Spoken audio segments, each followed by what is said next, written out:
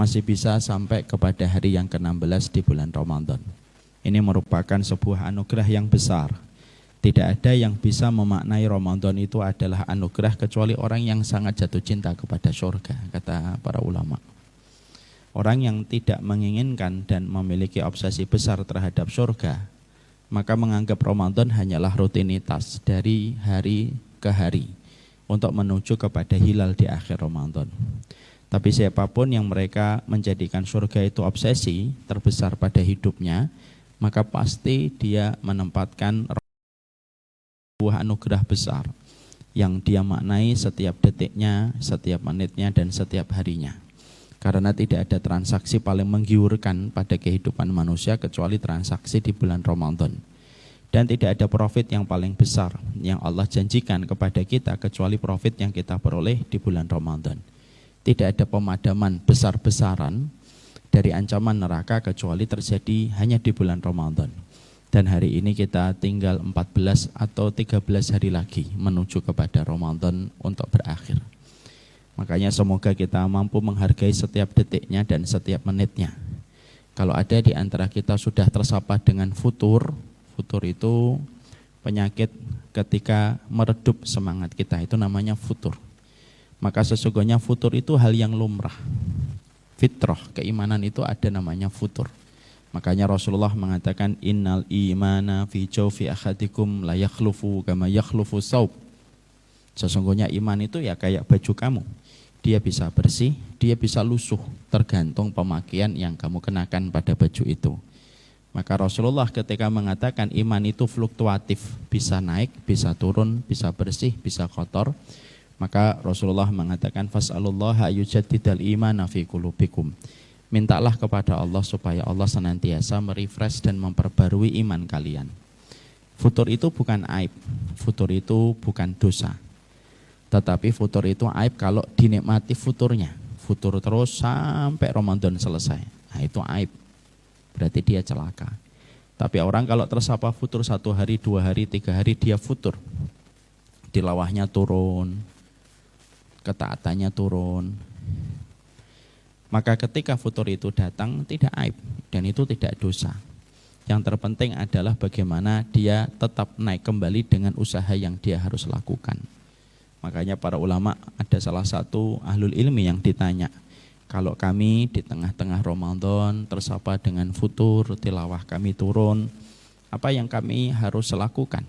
Maka jawaban para ulama adalah, kalau kamu tidak bisa lagi tilawah sebanyak hari yang pertama, kalau kamu tidak bisa lagi tilawah sebanyak hari yang kedua, maka perbanyaklah kamu untuk mengucapkan istighfar kepada Rabbmu untuk menggantikan tilawah yang tidak bisa kamu lakukan optimal sebagaimana hari yang pertama.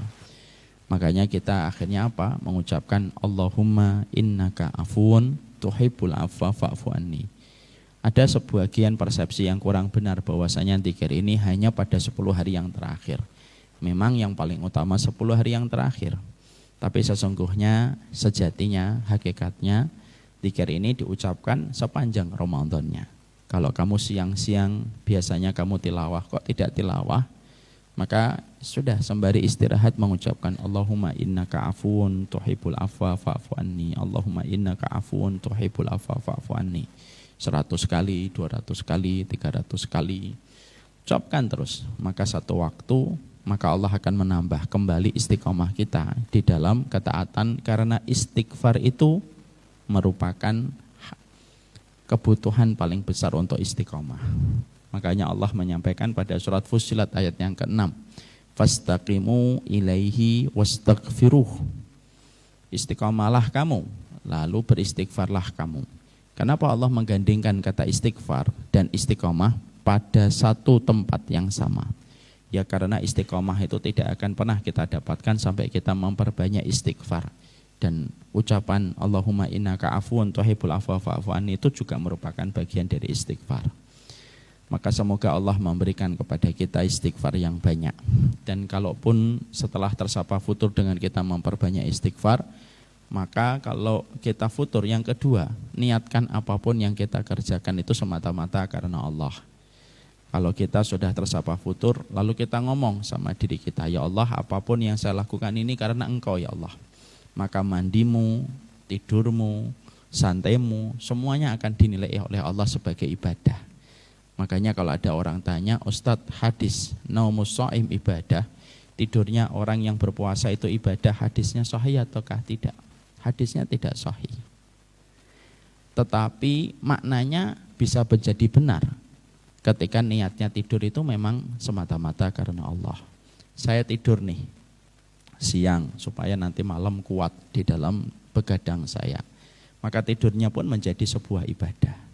Maka itulah yang kita lakukan. Yang kedua, kalau kita tersapa futur, ya Allah saya sedang futur, tapi apapun yang saya lakukan ini saya niatkan ibadah. Pekerjaan yang saya harus selesaikan, rumah yang saya harus bantu pada istri saya, semuanya saya niatkan ibadah.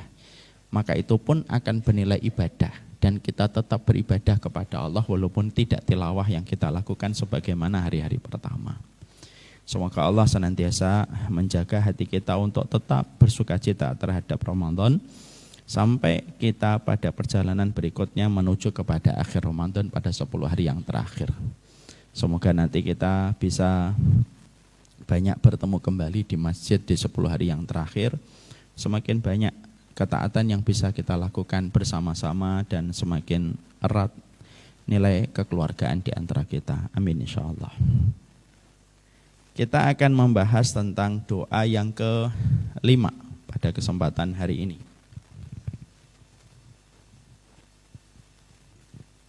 Doa yang ke-5 itu adalah doa surat Al-Hasyr ayat yang ke-10. Rabbana ighfir lana wal ikhwanina alladziina sabaquna bil iman wa la taj'al fi qulubina ghillan lil ladziina amanu innaka raufur rahim. Kita sudah mempelajari 3 poin penting pada doa yang Allah maktubkan dan Allah wahyukan pada surat Al-Hasyr ayat yang ke-10. Yang pertama yang kita peroleh poinnya itu adalah hajat manusia kepada ampunan itu besar. Dan sesungguhnya kebutuhan kita kepada ampunan itu melebihi apapun, Pak. Bahkan besarnya kebutuhan kita kepada ampunan melebihi kebutuhan kita kepada tarikan nafas. Jadi nafas itu dengan kebutuhan kita kepada ampunan itu lebih besar kebutuhan kita kepada ampunan daripada tarikan nafas manusia. Kok Ustadz ngomong gitu? Iya. Mari kita lihat. Orang itu kalau dibawa ke sini, Pak, dalam kondisi dia akan disolatkan. Apa syariat yang Allah berlakukan kepada teman-temannya, tetangganya, sahabatnya ketika kita sholat jenazah? Maka Allah memerintahkan kita memintakan ampunan kepada mereka yang sudah mati lalu disolatkan. Kita mengucapkan Allahumma firlahu warhamhu wa'afihi wa'fu anhu, dan itu merupakan permintaan ampunan. Kebutuhan paru-paru kepada oksigen sudah selesai dengan selesainya ajal yang Allah berikan kepadanya. Tapi kebutuhan dia untuk dimintakan ampunan itu tidak selesai walaupun dia sudah berkalang tanah di dalam kubur. Itu menunjukkan kita ini sangat membutuhkan ampunan. Makanya betul kalau ada yang mengatakan bahwasanya kalaupun kita tiba-tiba ditemui oleh malaikat, lalu malaikat berkata, mintalah satu doa. Ada satu doa yang aku akan mintakan kepada Allah supaya dikabulkan. Kata para ulama, kalaupun kita hanya punya kesempatan satu untuk berdoa, sebagian besar para ulama mengatakan mintalah kepada Allah supaya engkau diampuni oleh Allah. Karena ketika manusia sudah diampuni oleh Allah, semua hajat kebaikan itu akan terpenuhi dari sebuah proses satu, diampuni dosanya. Makanya sampai kita menjumpai ada satu riwayat yang sangat-sangat kita, di mana riwayat ini disampaikan oleh para ustadz. Ada seorang wanita berada di surga sekalipun, sudah di surga sekalipun pun masih membutuhkan istighfar.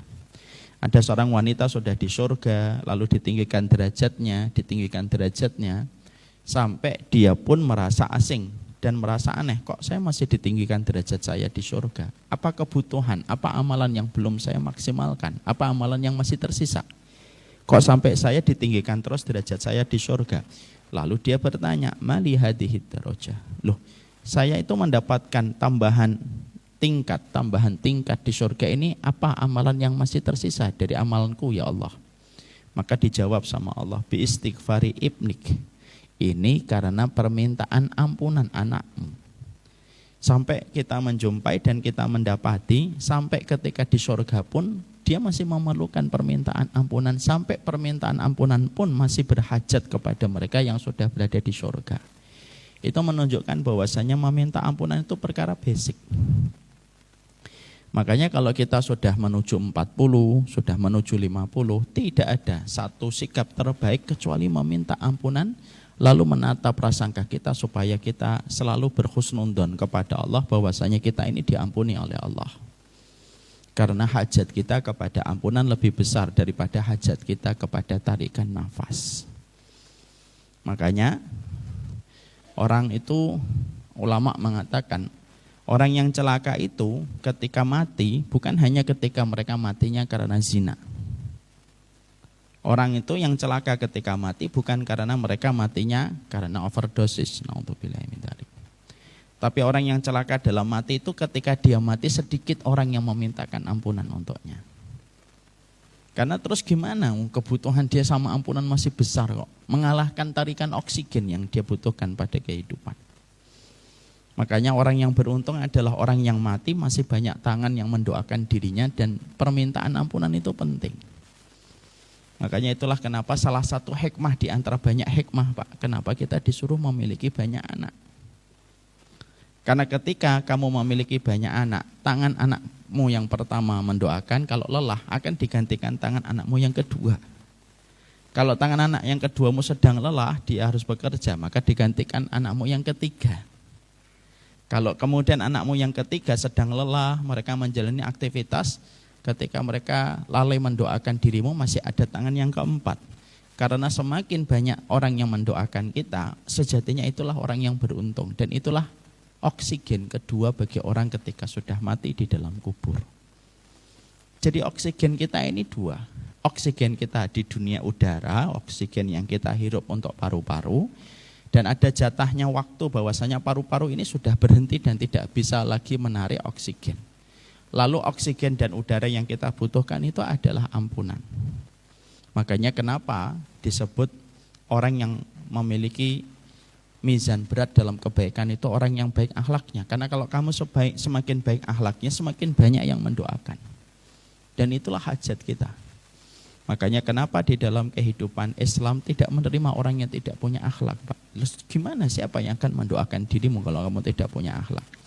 Tidak ada orang yang kamu bantu, tidak ada orang yang kamu tebar senyum, tidak ada orang yang kamu akrab ketika berbicara dengan mereka. Terus kamu butuhnya siapa kalau kamu mati? Makanya di masyarakat kita, terutama di Jawa itu sering terkenal kalau ada orang itu tidak memiliki akhlak, komentarnya apa? Udahlah, biarin nanti kalau mati biar dia urus sendiri mayatnya. Perkataan itu sebenarnya merupakan perkataan ketika memahami apa yang dikatakan Rasulullah betapa pentingnya kehidupan akhlak. Sekali lagi nomor poin yang pertama, hajat kita kepada ampunan lebih besar daripada hajat kita kepada tarikan nafas. Ya, makanya itu pula, Pak, kalau kita ketemu orang sudah tua, sudah banyak beruban, banyak-banyaklah minta maaf sama orang. Kalaupun kita akan berjumpa di waktu yang sedikit dengan istri kita yang tercinta, mintalah maaf kepadanya kalau sebelum dia menghembuskan nafas yang terakhir. Kalau kita akan ketemu suami, lalu suami kita sudah di ICU dan tinggal sejenak dia hidupnya dari pengamatan kita, mintalah maaf. Kalau kita berjumpa dengan bapak dan ibu kita sudah dalam kondisi kritis gitu, banyaklah minta maaf. Karena kalau kamu sudah dimaafkan makhluk, kamu dimaafkan oleh Allah, selesai kamu itu. Urusan akhirat jadi gampang. Yang menjadikan susah urusan akhirat itu apa? Dosa dan kesalahan yang tidak pernah beres dengan permintaan maaf dan keridhaan orang yang kita torehkan dosa itu. Ya, makanya Rasulullah SAW beberapa hari sebelum beliau menderita sakit panas yang berujung kepada wafatnya beliau, maka Rasulullah itu fokus untuk meminta maaf. Rasulullah itu fokus, Pak, minta maaf. Beberapa waktu sebelum Rasulullah sakit panas, dikumpulkan para sahabat. Rasulullah khutbah. Khutbahnya ini menyentuh hati setiap para sahabat, membuat mereka menggenang air mata mereka. Dan Rasulullah berkata, akan datang satu hari tidak lagi bermanfaat harta dan nyawa. Maka kalau ada di antara kalian yang pernah aku lukai, yang pernah aku kurangi haknya, Ayo ambil haknya kalian hari ini sebelum tidak bermanfaat harta dan anak-anak yang kita miliki. Nah, tentunya para sahabat pada saat itu tidak ada yang merasa diambil haknya oleh Rasulullah. Mereka tertunduk, mereka menangis, kecuali ada satu sahabat yang bernama Sauban. Ya. Maka beliau itu mengatakan, saya ya Rasulullah. Saya ya Rasulullah. Loh, apa kesalahanku? Engkau pernah memukulku ketika sedang mengatur barisan perang. Lalu Rasulullah SAW membiarkan dirinya untuk diambil kisos sama sahabat itu. Ya sudah, ayo pukul lagi. Rasulullah mendekatkan dirinya kepada sahabat itu. Ayo pukul saya. Kemudian sahabat itu berkata, engkau memukulku ketika aku sedang tidak pakai baju ya Rasulullah. Pukulan itu langsung terasa di kulit saya. Rasulullah langsung dibuka bajunya. Seorang negarawan, Pak. Seorang panglima perang. Seorang yang namanya ditakuti oleh Persia dan Romawi. Buka bajunya. Ayo pukul. Lalu sahabat itu langsung mendekap Rasulullah dan berkata, ya Rasulullah, aku sudah ridho ya Nabi. Tidaklah aku minta hukuman kisos ini supaya caraku bisa menempelkan kulitku dengan kulitmu untuk mendapatkan syafaatmu kelak. Tidak lama setelah itu Rasulullah sakit demam dan Rasulullah meninggal dunia. Nah, itulah yang menjadikan kita memahami hajat kita kepada ampunan lebih besar daripada apapun. Banyak-banyaklah minta maaf sama orang. Jangan banyak-banyak menyimpan nama orang yang kita benci, kita bermuka masam. Nabi pernah bermuka masam ditegur sama Allah, Pak. Padahal itu Nabi. Padahal Nabi. Bermuka masam ditegur oleh Allah. Abasa wa tawalla. Kamu kenapa bermuka masam? Lalu memalingkan wajahmu. Ya. Dan itu yang menjadi sebuah perhatian kita. Semoga kita senantiasa paham hajat kita kepada ampunan besar. Yang kedua yang kita sudah pelajari adalah bagaimana komitmen kita untuk mengikuti kurikulum yang difahami para sahabat Nabi di dalam menjalankan dan mempraktekkan agama kita. Tidak akan benar pemahaman kita sampai kita betul-betul mengikuti pemahaman para sahabat Nabi dan kita wajib untuk mendoakan mereka sebagaimana kita wajib untuk mencintai mereka. Siapapun yang mengkafirkan para sahabat itu perkara besar, sudah tidak masuk pada bagian perbedaan para ulama kalau itu. Jadi jangan salah ya, nanti jangan termakan satu narasi. Kita mengkafirkan sahabat itu karena kita berbeda pendapat dan ijtihad. Itu bukan ijtihad, karena tidak ada satupun para ulama yang mereka membolehkan untuk mengkafirkan para sahabat. Itu sudah agama baru kalau sudah betul-betul mengkafirkan para sahabat. Tidaklah dituduhnya para sahabat itu dengan kata kafir, kecuali karena ingin meruntuhkan sistem referensi untuk mendapatkan pemahaman yang benar.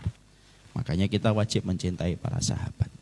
Dan kita wajib pula mendoakan mereka sebagaimana pada surat Al-Hasyr ayat yang ke-10. Jangan remehkan mendoakan para sahabat, Pak. Karena bisa jadi itu menjadi alasan terindah kita akan bertemu dengan para nabi dan para rasul. Dengan para sahabat Nabi, maaf. Kita mendoakan Rabbana fir lana wal ikhwanina alladziina sabaquna bil iman. Di dalam bayang-bayang kita ada Abu Bakar, ada Umar, ada Utsman, ada Hamzah.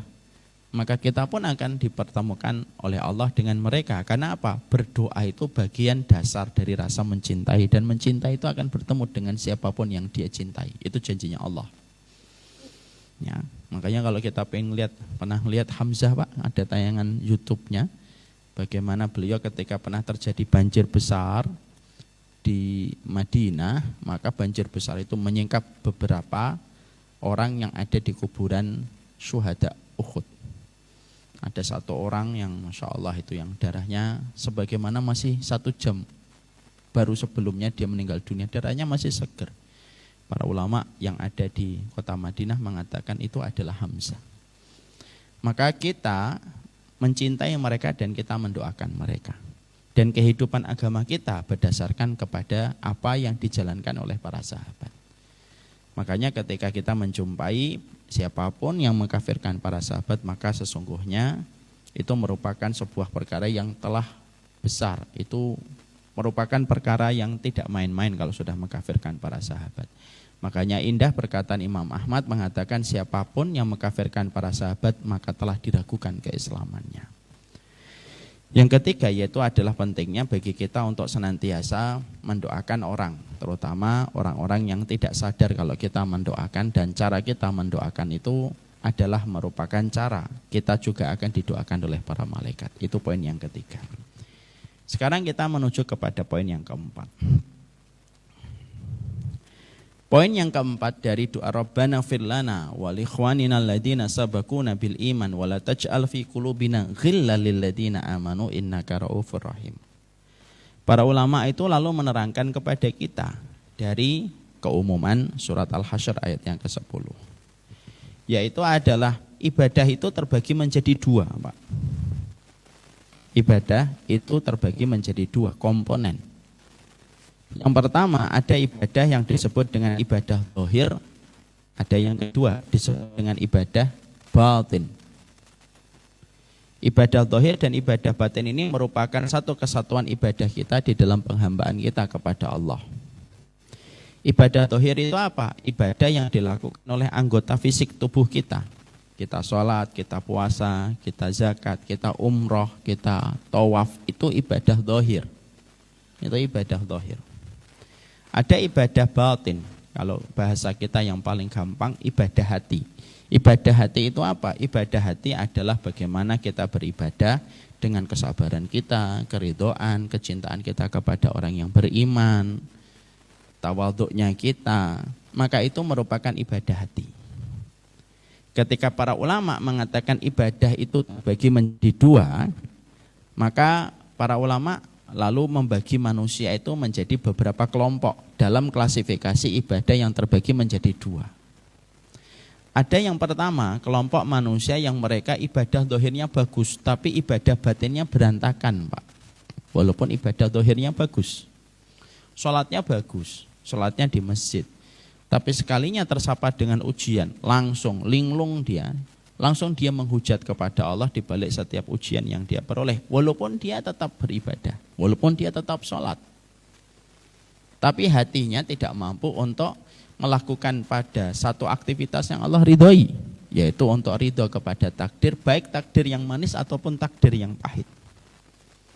Jadi ibadah zahirnya itu kayak emas permata, tapi ibadah hatinya berantakan sebagaimana potongan besi yang tidak ada harganya. Jadi ekstrim perbedaannya. Dan orang semacam ini banyak, Pak. Kita menjapati perkataan dari Ibnu Jauzi. Ibnu Jauzi itu pernah melihat ada orang yang mereka memiliki tingkat ibadah yang luar biasa. Sholat itu selalu di shaf yang pertama, kata Ibnu Jauzi. Sholatnya selalu di shaf yang pertama. Tapi ketika ditimpa dia dengan satu ujian yang Allah timpakan, Allah tiupkan ujian itu kepada dirinya dan keluarganya, maka dia berteriak kepada Allah untuk menggugat takdir Allah yang pahit yang ada pada hidupnya. Maka disitulah kita mendapati Ibnu Jauzi lalu mengatakan, tidak setiap orang yang beriman itu memiliki sifat kesabaran. Karena sabar itu ibadah hati. Makanya dari peristiwa itu Ibnu Jauzi lalu mengatakan sabar itu terbagi menjadi 4 kelompok. Ada orang yang alim dan dia bersabar. Ada orang yang alim tapi tidak sabar, Pak. Dia ngerti ilmu tapi belum tentu dia menjadi orang yang sabar. Makanya kadang kita dapati ada orang dia tidak sabar walaupun dia alim. Ada yang ketiga, ada orang yang berdosa sabar, Pak. Ada orang berdosa itu sabar. Berapa banyak mereka yang sedang meniti jalan kesesatan itu sabar mereka. Orang yang sedang meniti jalan dosa dia bersabar. Maling tapi sabar. Dia nanya sama atasannya, kapan kita dapat target gede? Sabar. Itu orang yang mereka itu berdosa tapi sabar, Pak. Ada yang keempat, yaitu ketika mereka sudah dosa tidak sabar. Maling tidak mau menikmati proses untuk belajar, terburu-buru ngambil sesuatu. Sebelum waktunya dia ngambil, akhirnya apa? Babak belur, sudah dosa, tidak sabar. Yang baik yang mana, Ustadz? 1 dan 3? Tidak, Pak, yang baik tetap 1. Tapi disitulah kita akhirnya memahami sabar itu termasuk ibadah hati. Jadi klasifikasi manusia itu ada yang semacam ini. Ini bukan untuk membenarkan perkataan sebagian orang yang suka mengatakan begini. Udahlah yang penting hatinya. Enggak juga gitu. Karena kalau sudah kayak gitu nanti bisa kemana-mana Pak. Minum khamr, udahlah yang penting kan hatinya. Nah, buka aurat, udahlah yang penting kan hatinya. Enggak bisa gitu. Walaupun kita sepakat bahwasanya poin yang pertama, kelompok yang pertama ini banyak. Yang senantiasa memperhatikan ibadah dohirnya. Tapi ternyata dia lalai, hatinya penuh dengan benci, hatinya penuh dengan ghil, hatinya penuh dengan hasad, hatinya tidak sabar, hatinya tidak tawakal, hatinya tidak ridho. Maka dia tidak paham. Yang dia paham itu hanya ibadah dohir aja. Maka ini bukan pilihan yang tepat dan ideal. Ini yang pertama. Ada yang kedua Pak. Yang kedua itu adalah orang yang ibadah dohirnya biasa aja. Dia menjalankan yang wajib-wajib. Tidak terlalu banyak dia melakukan amalan yang sunnah. Tetapi ibadah hatinya itu luar biasa. Jauh melampaui daripada ibadah dohirnya. Orang semacam ini ibadah dohirnya terbantu dan terbackup dengan ibadah hati. Ya, walaupun dia tetap melakukan sunnah, cuma tidak betul-betul komitmen kepada sunnah itu. Artinya banyak sunnah yang dikerjakan, enggak, sunnah tetap dikerjakan. Biasa-biasa aja. Dia tetap melazimi yang wajib-wajib, sedikit menambah yang sunnah. Tapi ibadah hatinya betul-betul terjaga. Dia suka gampang memaafkan, dia gampang meridhoi, gampang dia untuk sabar, gampang dia menata hatinya untuk ridho kepada takdir yang pahit.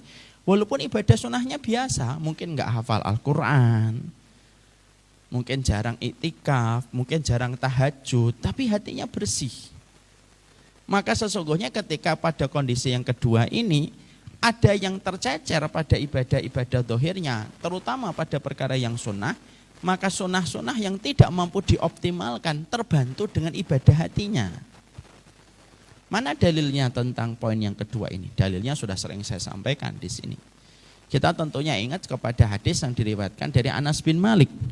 Ada seseorang laki-laki Ansor diberitahukan oleh Rasulullah kepada para sahabat, ya, bahwasanya ya'tikum rajulun min ahlil jannah. Bentar lagi datang nih laki-laki penduduk surga kepada kita.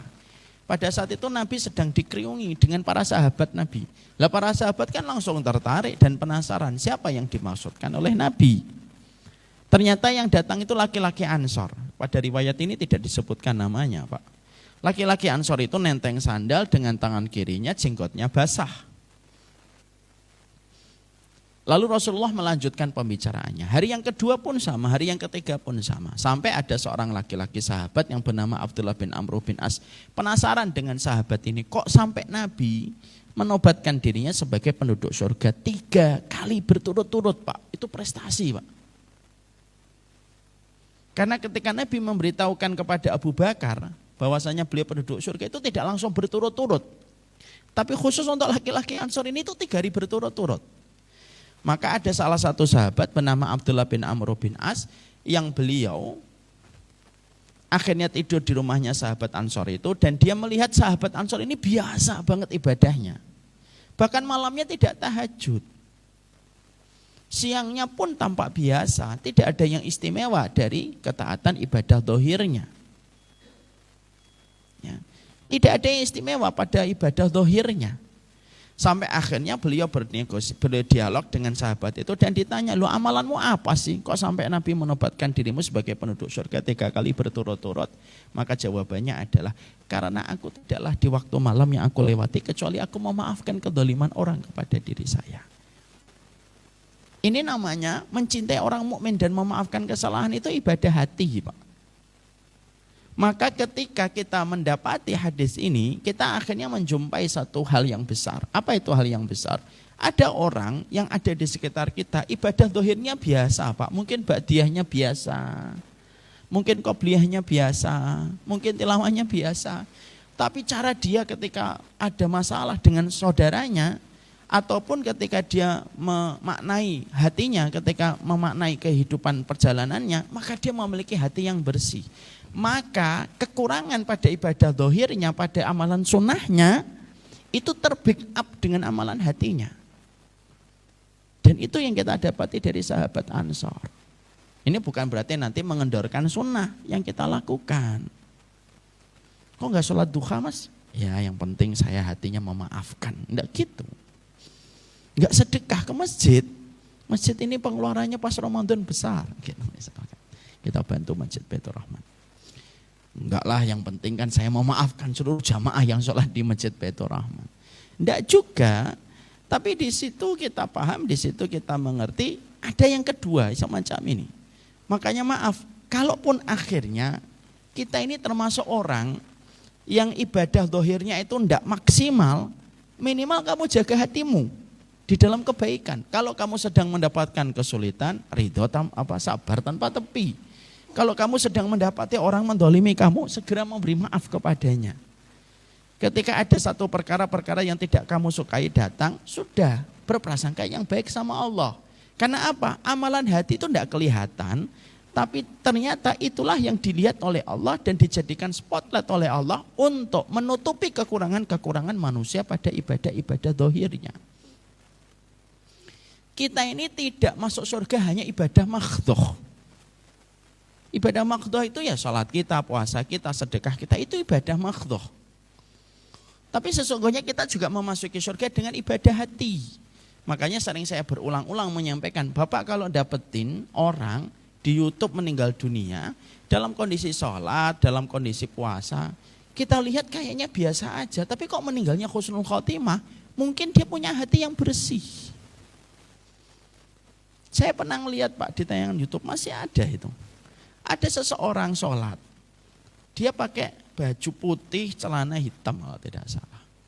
Sholatnya pun biasa, tata cara sholatnya pun kalau mau dibedah secara hadis, ada 1, 2, 3, 4 yang tidak sesuai. Itu pun sholatnya tidak di shaf yang pertama Pak, shaf yang kedua. Tapi pada saat shaf yang kedua dia sholat rakaat yang kedua, beliau meninggal dunia ketika sujud tidak bangun kembali. Itu yang menjadikan kita, terus apa yang menjadikan dia dimatikan husnul khotimah? Padahal tidak di shaf yang pertama. Kan secara logika kita kan pasti akan ngomong, kenapa yang dipilih bukan orang yang shaf pertama? Kita tahu shaf pertama memiliki keutamaan besar. Kata Rasulullah, kalau kamu mampu untuk mendapatkan shaf yang pertama walaupun dengan merangkak, kalau kamu tahu apa yang ada di shaf pertama, kamu akan datang walaupun merangkak. Tapi maaf ya Pak, jangan sampai nanti rebutan setelah ini terus terjadi pertumpahan darah, sikut-sikutan. Tapi dia sholatnya terus di shaf yang kedua, di YouTube-nya masih ada Pak. Penampilannya mungkin tidak sekhusyuk kita Pak, tidak sekhusyuk saya pakai gamis, tidak sekhusyuk Pak Hari. Biasa banget penampilan orang kerja. Lu meninggalnya pas ketika rakaat yang kedua Pak. Kenapa penampilannya biasa, tidak sekhusyuk sebagian orang yang kita lihat. Tapi Allah memberikan anugerah kepadanya husnul khotimah. Mungkin salah satu jawaban paling realistis untuk menjawab, dia mungkin biasa ibadah zahirnya, tapi ibadah hatinya itu bersih banget. Maka itu menjadi sebuah modal untuknya berjumpa dengan Allah. Allah itu paling suka hati yang bersih Pak. Dan masalahnya adalah kita sering dibuat setan lupa. Kita ini kata Ibnu Jauzi dalam kitab Talbisu Iblis, jeratan iblis. Setan itu membiarkan kita merasa berdosa kalau meninggalkan sholat. Setan itu membuat kita merasa berdosa kalau meninggalkan sholat. Setan itu membuat kita bisa membiarkan kita berdosa kalau zina. Setan sudah tahu, ini tidak bisa dihalangi untuk merasa berdosa ketika melakukan zina itu tidak bisa dihalangi. Dia merasa berdosa ketika tidak sholat itu tidak bisa diapa-apain. Iblis membiarkan. Lalu yang didatangkan oleh iblis itu apa? Dia datang. Tetapi iblis tidak akan membiarkan dia kalau melakukan dosa hati dia merasa berdosa. Maaf ya Pak, berapa banyak kita sering hasad, lagi marah-marah, penuh kebencian hati kita. Ngomong panjang lebar tentang fulan dan fulan. Tapi kita tidak pernah merasa berdosa tentang itu setelah pembicaraan itu selesai. Padahal pembicaraan itu bisa jadi dibenci banget sama Allah. Salah satu istrinya Rasulullah yaitu Aisyah pernah mengatakan, mengomentari fisiknya salah satu orang dengan mengatakan hitam. Rasulullah langsung ngomong, "Lu perkataanmu itu kalau dicelup ke lautan itu hitam itu lautan." Tapi Masya Allah, Ibnu Jauzi mengatakan semacam itu. Makanya ada orang yang mereka itu dibiarkan oleh setan, sudah kamu sholat, sudah kamu sedekah. Maka setan akan datang pada sesuatu yang dia paling lalai, yaitu kondisi hatinya. Makanya yang kedua ini, ada orang yang mereka itu ibadahnya biasa banget, Pak. Sunnah yang dijalankan itu sunnah-sunnah yang biasa, tapi hatinya bersih. Maka amalan hatinya itu menyelamatkan apa yang kurang ideal dan kurang maksimal pada ibadah sunnahnya. Walaupun ini enggak pilihan, tapi ini termasuk salah satu pembagian manusia. Ya, makanya kalau saya membuatkan analogi semacam ini. Kok bisa Ustaz amalan hati bisa menyelamatkan amalan dohir yang biasa? Analoginya sederhana, Pak. Saya misalkan janji sama istri. Yuk ketemu yuk di rumah makan Padang. Sederhana depan. Ketemu jam berapa, Bi? Jam 1 ya, on time. Jam 1, ada hajat, ada keperluan yang harus saya sampaikan. Kita ketemu aja sambil makan. Istri saya pergi tuh jam 1. Ternyata istri saya nungguin jam 1, saya tidak datang. Jam 2 tidak datang, jam 3 tidak datang. Istri saya mencoba menelpon saya, tapi handphone saya mati. Karena istri saya teringat dengan pesan, jangan keluar dari rumah makan kecuali bersama saya. Istrinya nunggu, Pak, sampai 3 jam. Jam 4 lah baru saya datang buat istri saya. Langsung saya ngomong, maaf ya telat. Saya telat karena ada satu hajat penting. Hajatnya adalah membelikan kamu emas. Ini cari emas yang asli susah tadi. Dan handphone saya mati. Maka emas ini sekitar 1 kilo. Nih buat kamu. Contoh. Nggak usah ngomentarin contoh. Contoh dikomentari. Contoh Ustaz itu ya biarin aja contoh. Maka nih 1 kilo emasnya buat kamu. Kira-kira istri kita marah atau enggak marah, Pak? Yang tadinya sudah mau berasap ngelihat mobil kita lagi di parkir itu sudah berasap ini. Maka ketika akhirnya mau marah, kita langsung menahan. Sudah tenang dulu, saya nanti tadi nyari emas. Emas ini buat kamu. Mungkin istri kita nggak jadi marah, Pak. Istri kita akan ngomong, besok kita ketemuan lagi telat 7 jam ya. Kalau bisa. Cuma 7 kilo. 7 kilo itu emas berapa, Pak? Terlalu berlebihan itu kalau contoh 7 kilo. Maka sesungguhnya akhirnya itu analogi sederhana. Ada orang yang mungkin ketika datang kepada Allah itu biasa-biasa semuanya. Tidak ideal. Tapi dia membawa sesuatu yang membuat Allah itu senang. Dan cintanya Allah kepada hati kita yang bersih lebih besar daripada cintanya Allah kepada ibadah-ibadah zahir yang lainnya. Maka itu yang menjadikan akhirnya kita harus paham. Makanya sampai Imam Syafi'i saja ditanya, gimana sih caranya saya pengen mati husnul khotimah? Udah tahu jawaban dari Imam Syafi'i? Apa jawabannya Imam Syafi'i, Pak? Antum kan madhabnya Syafi'i kan? Nah, kita tahu nih, kita tes nih. Orang banyak ngomong madhab Syafi'i, karena Imam Syafi'i enggak. Apa perkataan Imam Syafi'i? Saya madhabnya juga Syafi'i. Tapi ada beberapa yang pendapat Hanabilah. Apa kata Imam Syafi'i ketika ditanya, saya pengen mati husnul khotimah? Imam Syafi'i ngomongnya apa, Pak? Apa Pak Hari? Belum tahu. Apa Pak Ujang? Santri ini. Apa jawaban dari Imam Syafi'i? Jangan senyum doang, saya nggak butuh senyuman kalian. Jawaban Imam Syafi'i itu Masya Allah, Pak. Imam Syafi'i tidak mengatakan, kamu membaca tilawahnya sehari 3 juz. Tahajudnya 2 jam. Sedekahnya 1 juta. Enggak, Pak. Walaupun itu semuanya penting. Tapi Imam Syafi'i ngomongnya apa? Kalau kamu ingin mati husnul khotimah, maka berprasangkalah yang terus baik kepada manusia.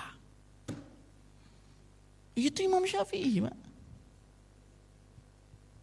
Jadi ternyata husnudzon kepada orang, dan itu amalan hati. Husnudzon itu amalan dohir atau amalan hati? Amalan hati. Imam Syafi'i mengatakan, kalau kamu mati husnul khotimah, berprasangkalah yang baik sama manusia.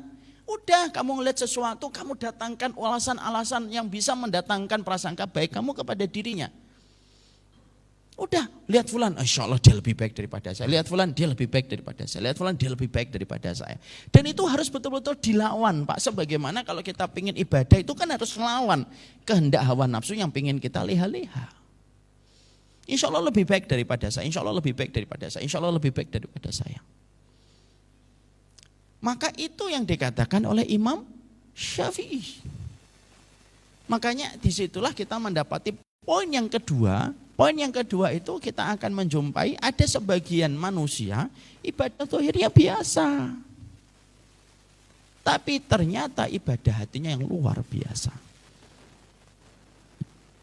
Dan ini merupakan sebuah kekaguman kita perkara ini. Ya kan?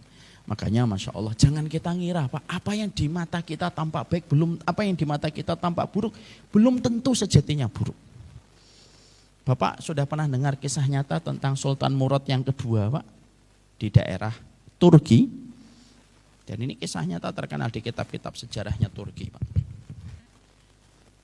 Di Turki itu ada namanya Sultan Murad yang kedua.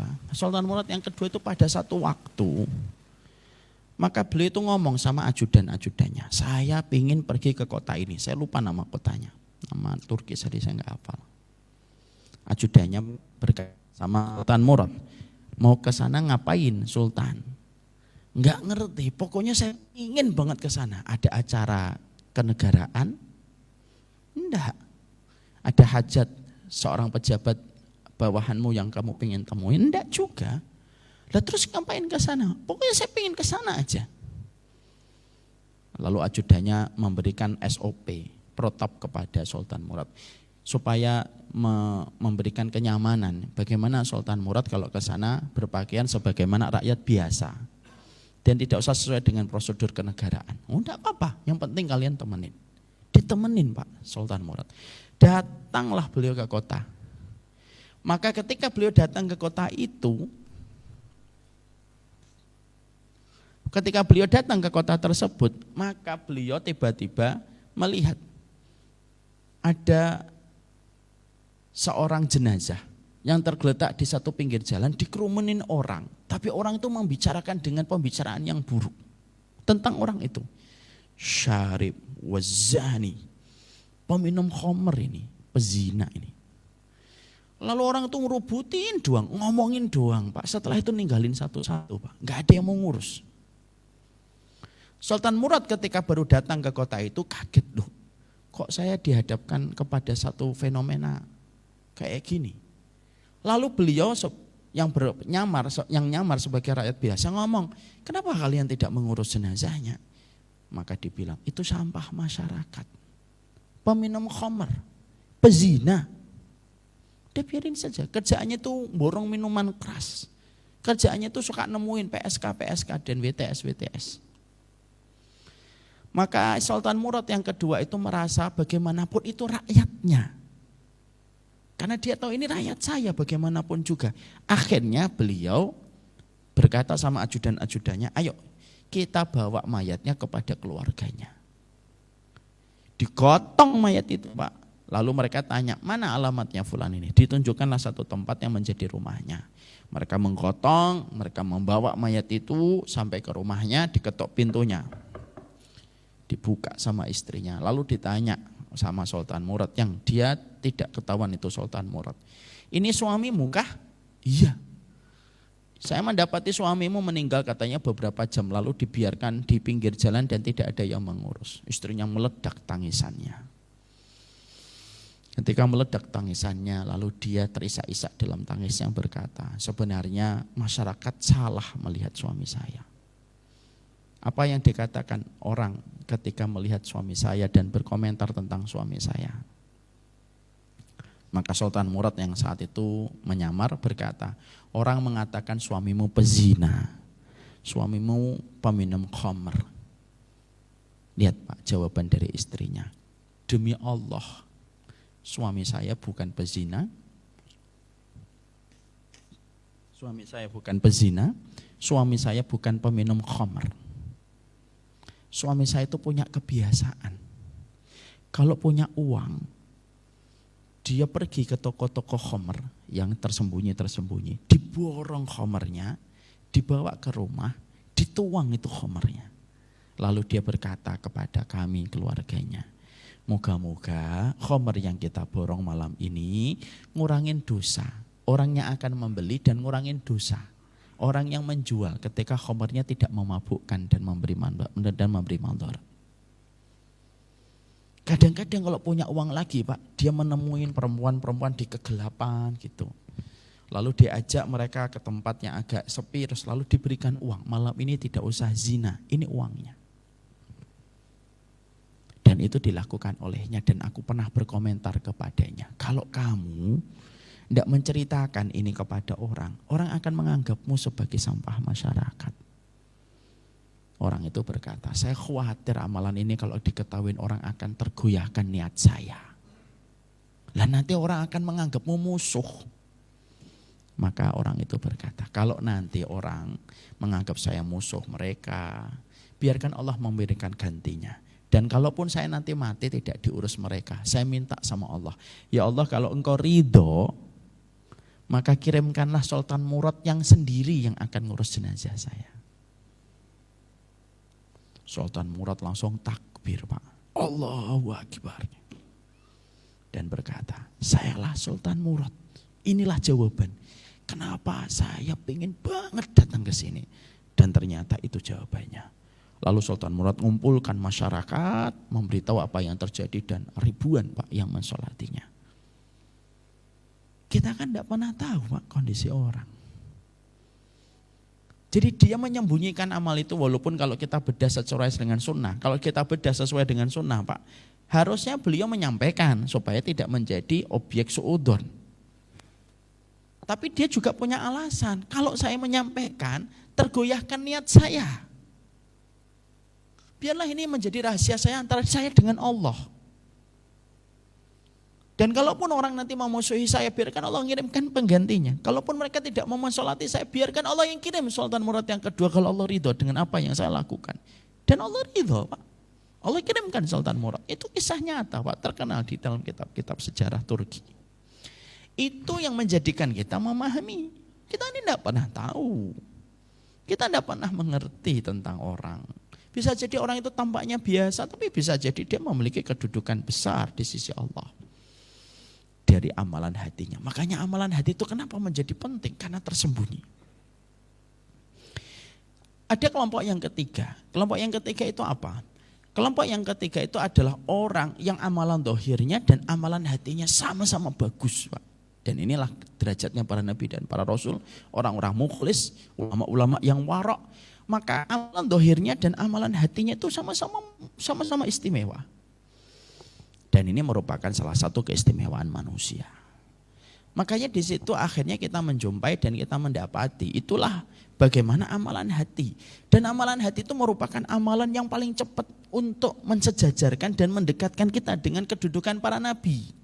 Fudail bin Iyad itu berkata, kamu tidak bisa dengan modal sholat saja bisa dekat, bisa mendekatkan kedudukanmu dengan para sahabat nabi. Kalau kamu mengandalkan sodakohmu, nggak bisa kamu mengandalkan sodakohmu bisa mendekatkan derajatmu dengan derajatnya para nabi, dengan derajatnya para sahabat. Kata Fudail bin Iyad. Tapi kalau kamu pingin derajat kamu dekat dengan derajatnya para sahabat nabi, jaga hatimu.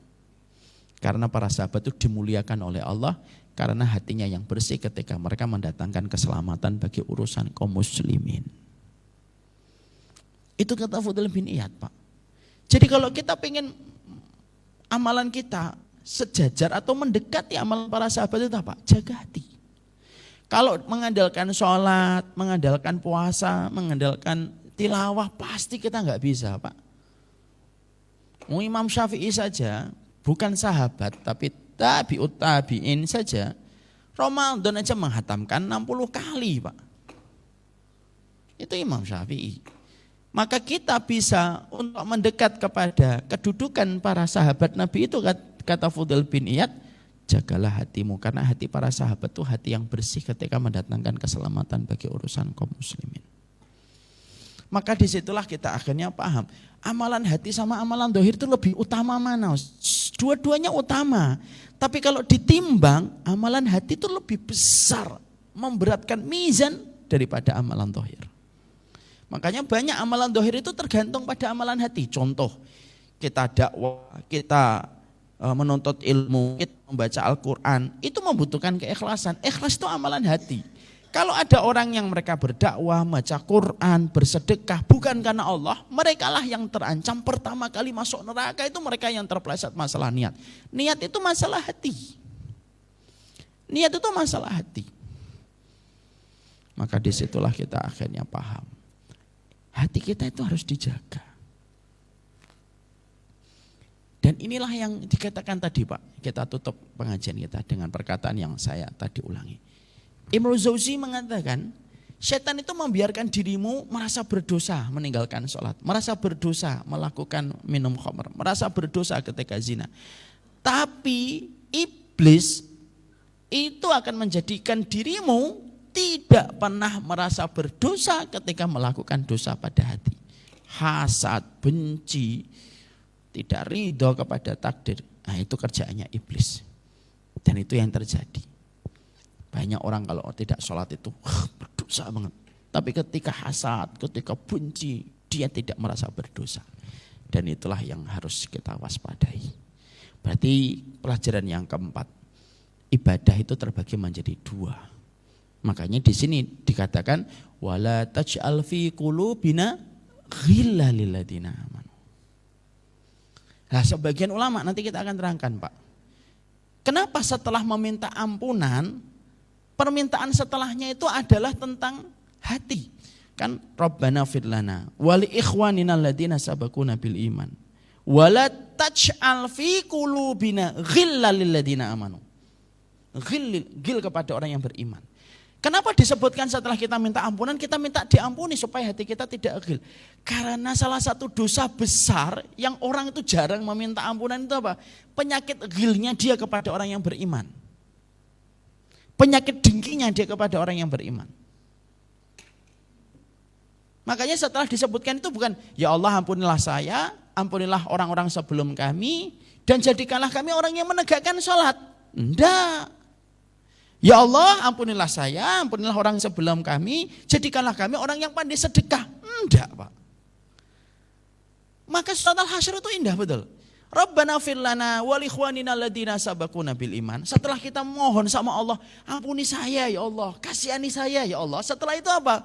Wala taj'al fi qulubina ghillan lil ladzina amanu. Karena ghil itu penyakitnya orang beriman juga.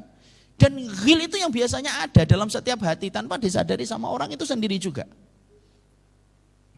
Padahal ghil itu rusak luar biasa.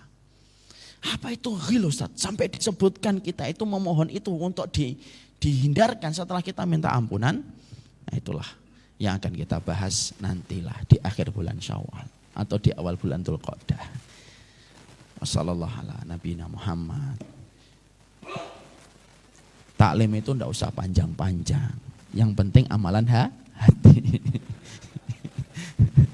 Semoga Allah memberkahi apa yang kita pelajari insyaallah. Kalau kita beramal itu yang selalu kita harapkan adalah keberkahannya. Nabi itu khawatir terhadap ilmu yang tidak bermanfaat sama dengan khawatirnya beliau pada kebodohan. Kan selama ini kita kalau ngelihat Nabi berlindung dari kebodohan, ya.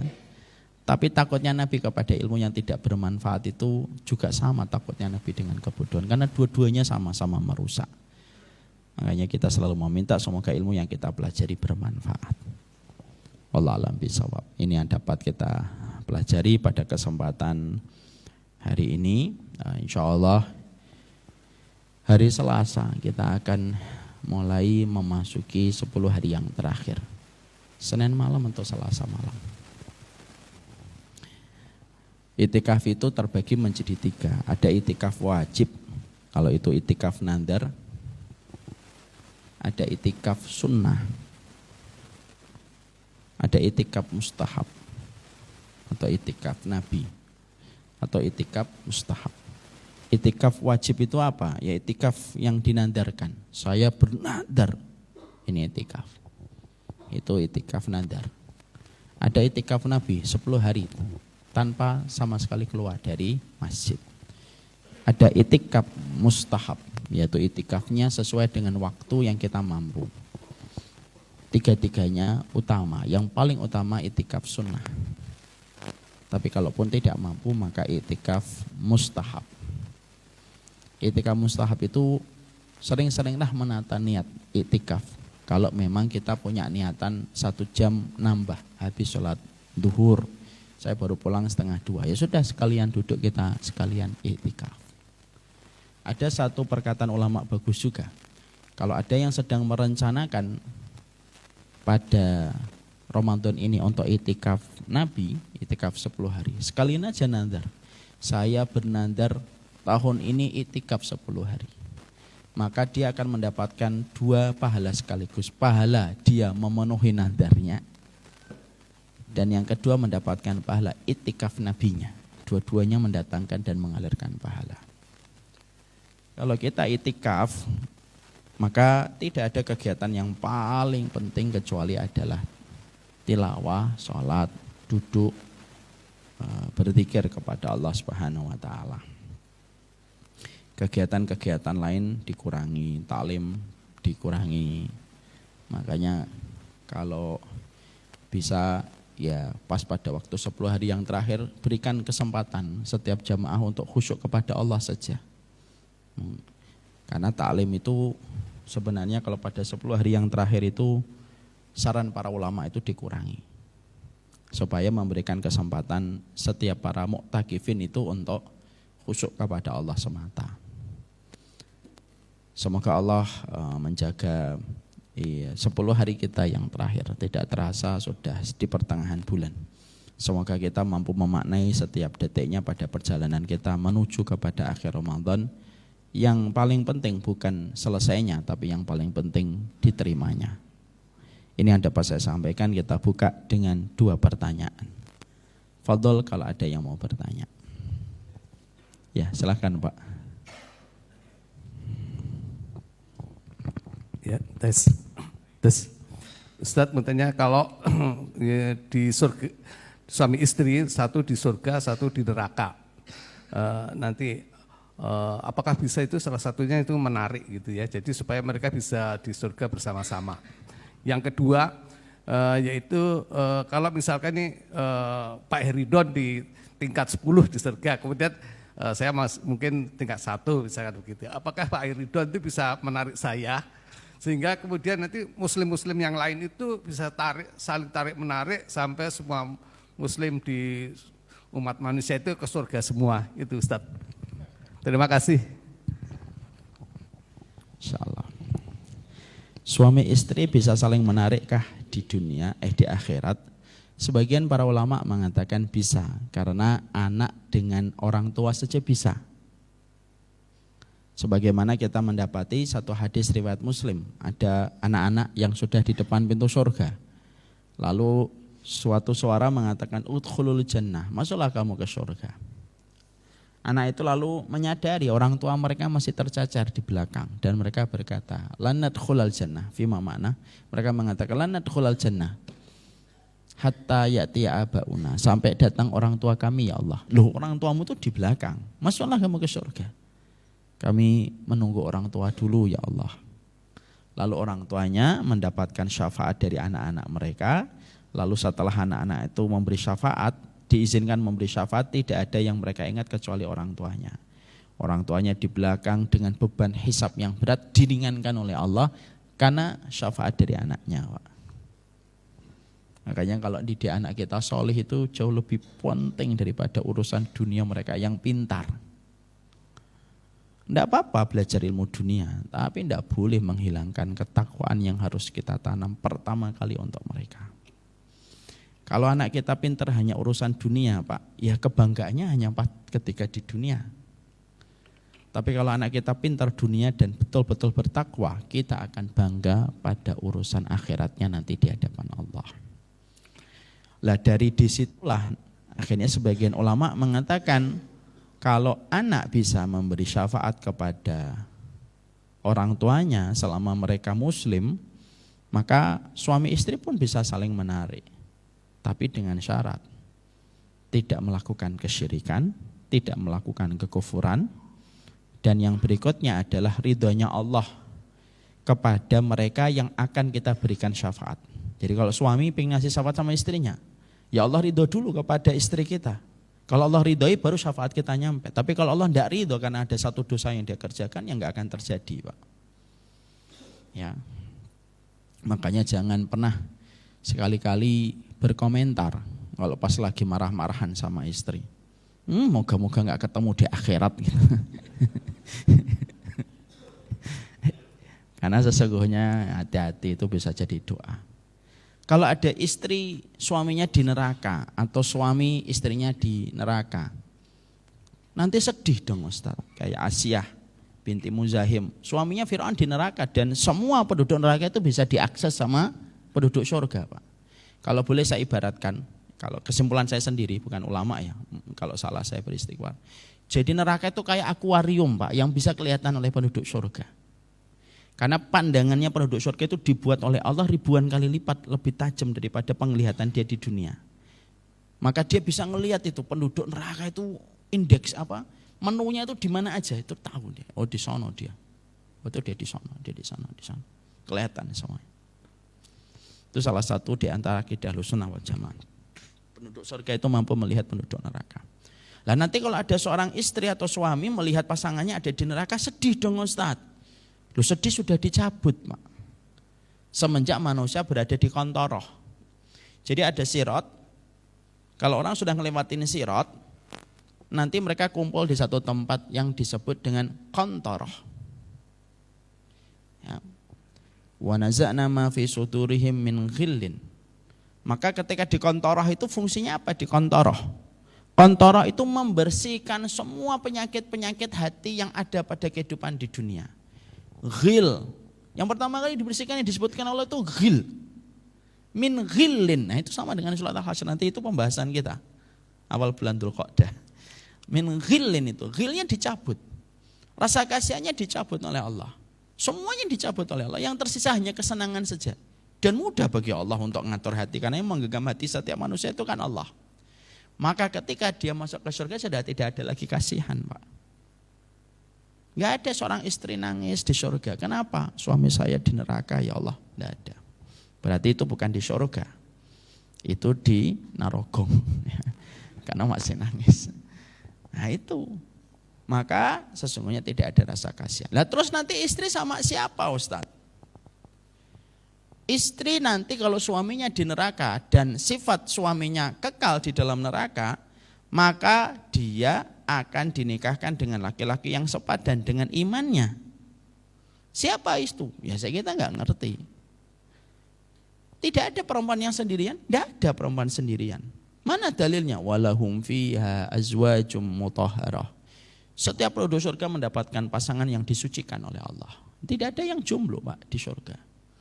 Makanya Masya Allah, di surga aja nggak ada yang jomblo. Di surga loh itu.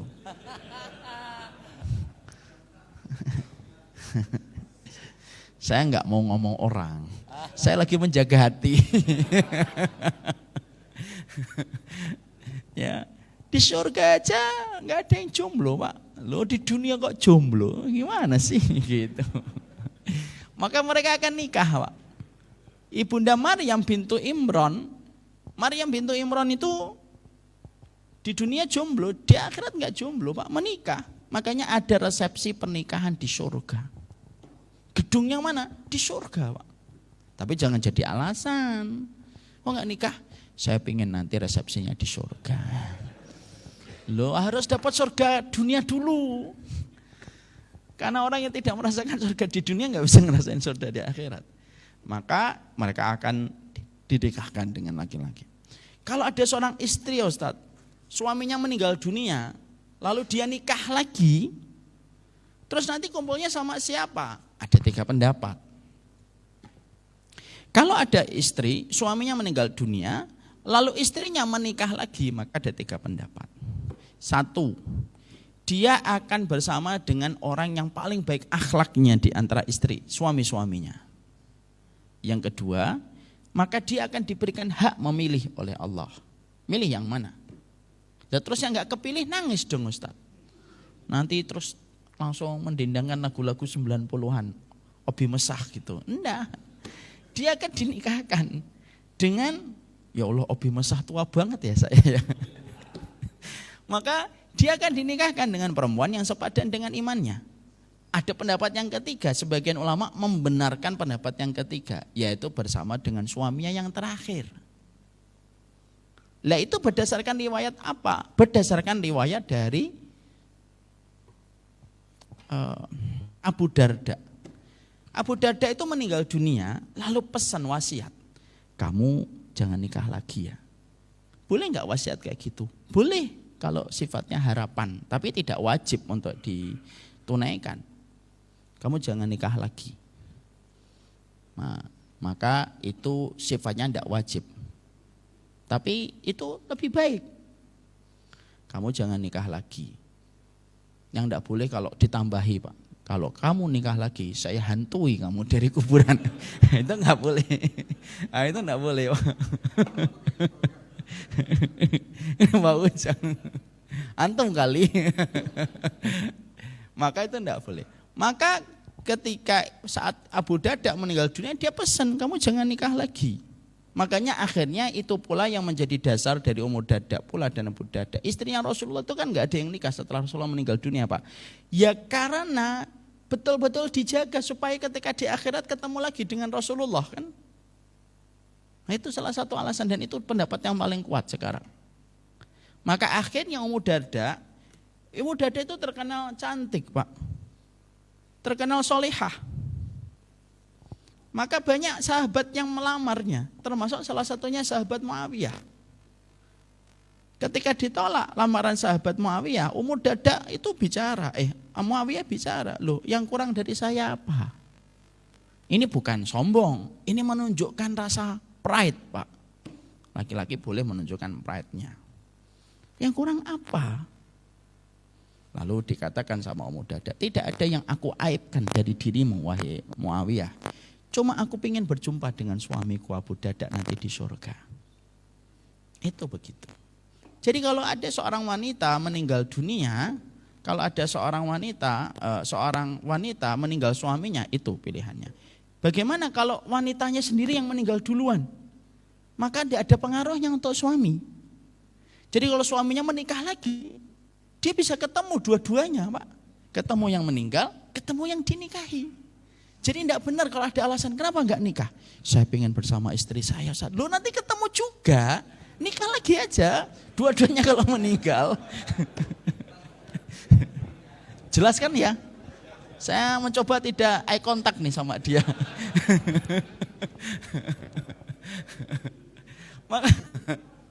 Maka kemudian nggak usah khawatir. Tetap ketemu kok.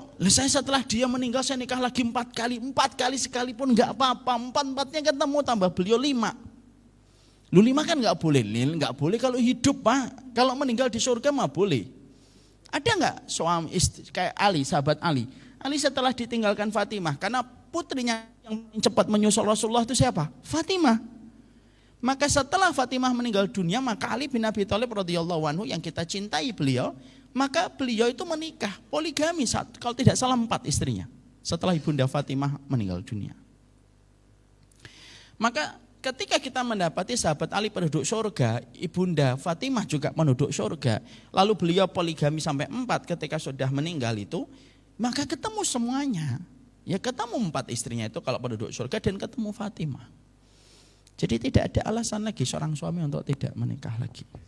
Siap. Nanti istrinya tidak tenang Ustadz di akhirat. Loh saya nggak ngomong Pak Ujang, jangan sensitif. Jaga hati Pak Ujang. Maka itu yang kita harus mengerti. Paham Bapak ya? Nah, pertanyaan yang kedua. Kok Pak Ujang udah megang mic sih? Bisa tolong nggak usah pegang, udah 6:30 nih. Belum, pertanyaan yang kedua. Yang kedua itu adalah bisa nggak nanti antara penduduk surga saling narik? Saya tidak tahu Pak ini kalau itu. Wallah alam bisa wafla adri. Saya tidak tahu. Tapi penduduk surga bisa narik ke temannya itu bisa, Pak. Dari neraka. Nanti kan makanya di antara omongan penduduk surga sudah lama mereka di surga baru mereka teringat. Aina haula yusalluna ma'ana wa yasumuna ma'ana wa ya'maluna ma'ana. Loh, dulu teman-teman kita yang dulu sholatnya satu baris dengan kita itu mana ya? Dulu teman-teman kita yang puasanya bareng sama kita, terus kalau berbuka sama dengan kita, gorengan dan lontong, mana ya? Dan orang yang dulunya beramal soleh sama kita, sama-sama bersihin masjid kalau sebelum Ramadan, kok nggak ada ya? Lalu Allah mengatakan, haulai finnar. Orang-orang yang kamu tanyakan itu di neraka. Terus mereka minta supaya mereka itu bisa jumpa kembali. Lalu Allah berfirman, akhrijuhum mimman kana fi qalbihi misqala dinarin min iman. Allah lalu menyampaikan, keluarin itu teman-teman kamu itu. Kalau ada di antara teman kamu yang memiliki keimanan seberat kadarnya dinar emas. 1 dinar itu kan 4 gram, Pak. Saya bayangin loh, amalan iman 4 gram itu amal solehnya apa dia? Tapi itulah Pak, sama Allah. Sama Allah itu tidak ada yang sia-sia, Pak. Karena Allah itu asyakur. Kamu sekecil apapun melakukan amal itu tetap dihargai sama Allah. Kalau kita kan enggak, Pak, manusia, Pak. Ada manusia tiba-tiba ngasih, Ustadz, ya saya mau infak, Ustadz. Terus yang dia keluarkan 100 perak. Mungkin saya akan mikir, ya Allah Pak, cuma 100 perak. Karena manusia itu tidak bersifat asyakur. Kita ngasih kepada tukang itu yang suka bukain jalan kita. Kita kasih 100, mungkin dibuang sama dia. Tapi kalau sama Allah itu tidak ada yang sia-sia. Makanya kita nerungkan, Pak, secara kimiawi. Kebaikan seberat biji darrah, fama ya'mal misqala dzarratin khairan yarah. Darrah itu seringan apa? Darrah itu sampai tidak ada satuan kiloannya, Pak. Darrah itu sampai tidak ada timbangannya, darrah itu.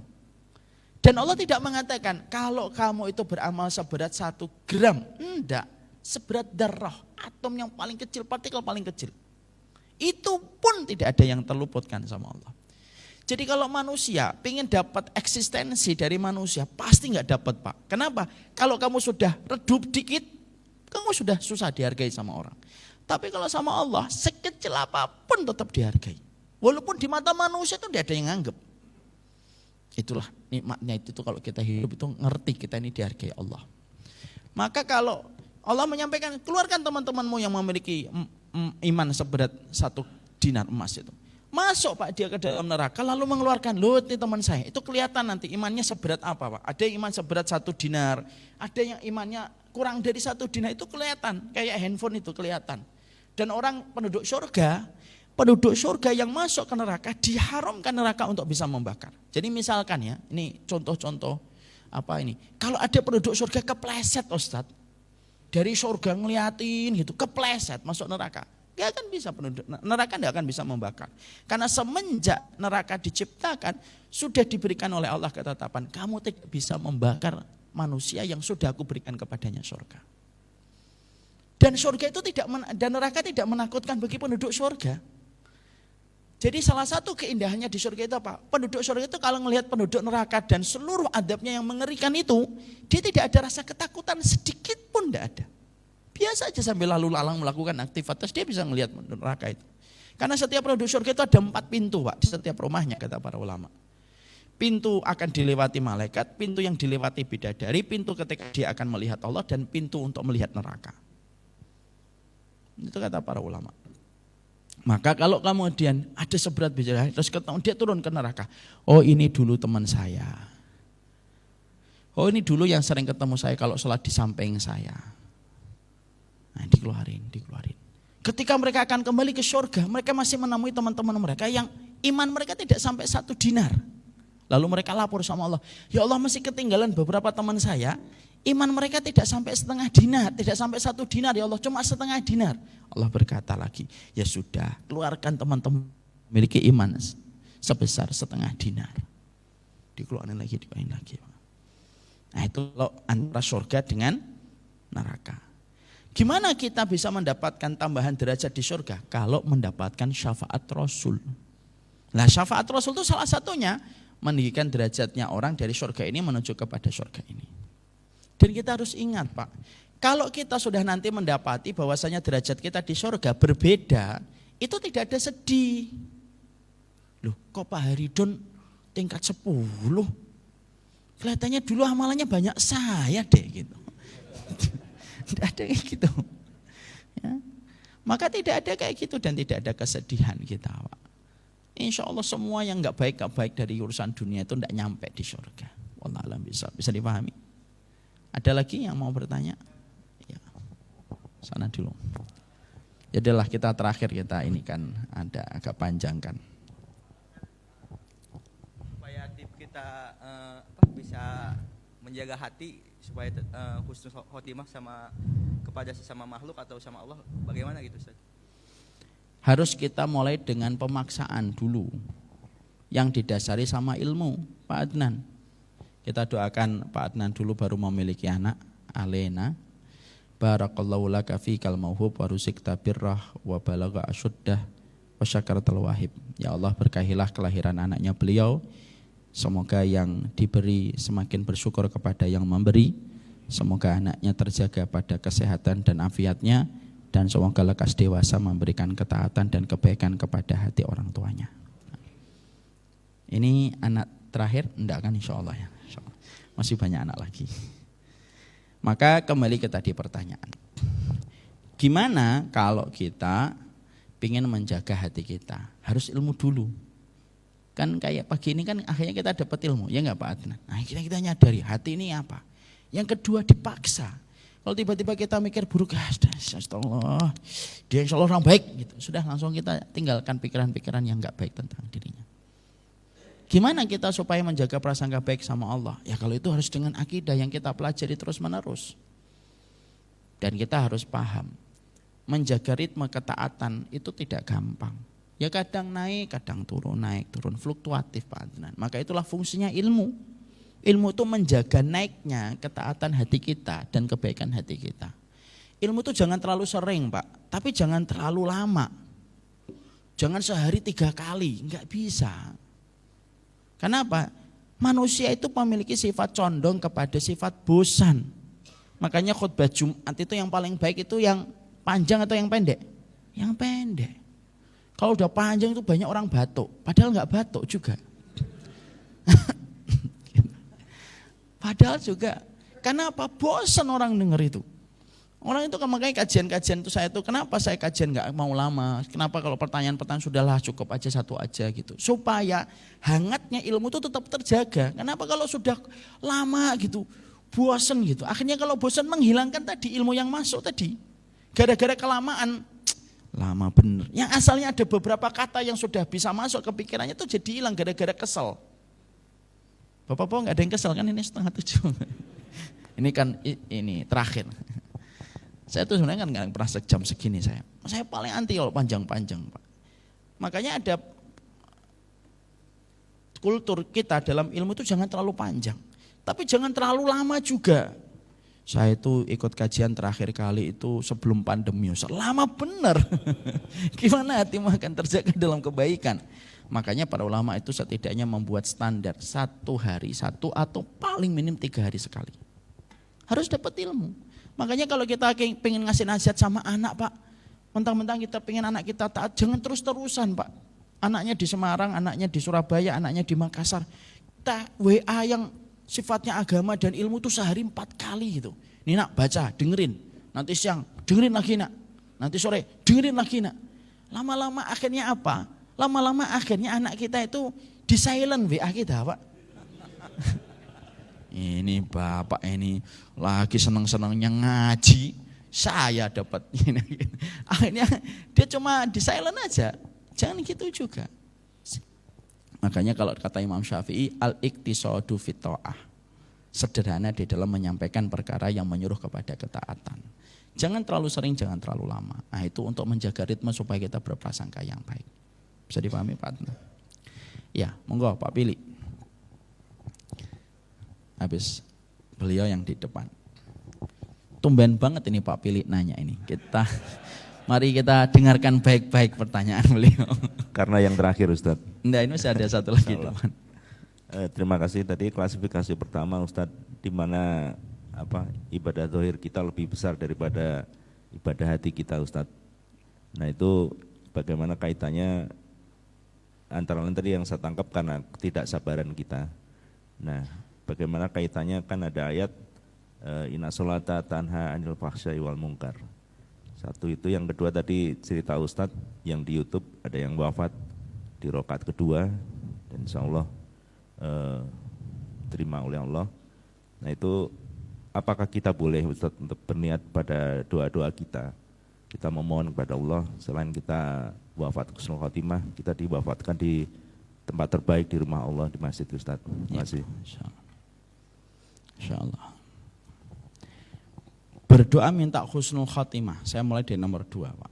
Berdoa minta husnul khotimah itu termasuk salah satu permohonan yang harus kita rutinkan dan kita setiakan dalam permohonan doa. Kalau pas sujud, Allahumma rizukna husnal maut, mintalah sama Allah. Minta tempatnya boleh, detail boleh Ustadz, boleh. Mana dalil Ustadz? Dalilnya dari Umar bin Khattab Pak. Umar bin Khattab itu rajin minta mati syahid. Tapi unik permintaan dari Umar bin Khattab. Allahumma inni as'aluka syahadatan fi sabilika wa wafatan bi biladi nabiyika. Ya Allah, aku pengen mati syahid. Saya enggak pengen matinya biasa, saya pengen mati syahid. Puncak kematian husnul khotimah itu mati syahid. Tapi ketika saya mati syahidnya di kota nabimu di Madinah. Ada satu sahabat Abdurrahman bin Auf yang saat itu berkomentar, Umar, mati syahid boleh lah, tapi mati syahid di kota Nabi itu kan susah. Karena kota Madinah tidak ada peperangan. Kota Madinah kan aman. Kalau pengen mati syahid ya di tempat-tempat peperangan sana, di daerah-daerah perbatasan, di Mesir, di Persia gitu. Tapi Umar bin Khattab tetap berdoa dan dia tidak ragu dengan doanya. Tidak, saya tetap akan berdoa dengan doa itu. Disebutkannya kan khusus Pak, mati syahid tapi di kota Nabi matinya. Saya nggak pengen matinya di lain kota Nabi, tapi mati syahid. Menurut sahabat yang di sampingnya ada, ini agak susah. Tapi beliau punya Rabb yang bisa mengabulkan semuanya dan Allah kabulkan kan. Umar bin Khattab radhiyallahu anhu meninggal dunia ditusuk oleh Majusi, Abu Lu'lu'ah al-Majusi, dan meninggal dunia di kota Nabi dalam kondisi mati syahid, dibunuh sama musuh yang menyusup. Artinya boleh Pak minta, ya Allah saya pengen meninggalnya di masjid, kalau bisa masjidnya Baitur Rahman aja. Ya apa? Permintaan itu tidak diharamkan oleh Allah. Pertanyaan yang pertama, gimana ada orang yang tadi sholat tapi tidak mencegah dia dari perbuatan keji dan mungkar? Tidak setiap orang yang sholat itu menghadirkan semua rukunnya sholat. Salah satunya kesadaran hati, memahami arah dari sholatnya. Maaf ya Pak, salah satu penyakitnya kita dalam sholat itu apa? Saya mengatakan kita, termasuk saya yang ngomong. Penyakitnya kita itu sholat itu apa? Kita ini kalau sholat datang ke masjid hanya sekedar autopilot. Anda, yuk datang ke masjid. Udah hati yang terjaga dari perjalanan rumah itu kosong, pokoknya nyotir, itu masjid. Parkir di situ sudah tidak boleh, harus ke atas. Oh ya, udah langsung datang temu. Tapi hati kita kosong Pak.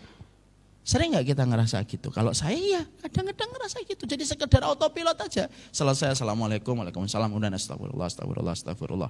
Itu pun nggak makna. Subhanallah. Maknanya pikirannya pergi kemana-mana. Lah itu yang terkadang tidak bisa memberikan apa yang kita inginkan Pak. Koki masak tapi tanpa hati itu akan beda dengan koki yang masak tanpa hati. Maaf ya Pak.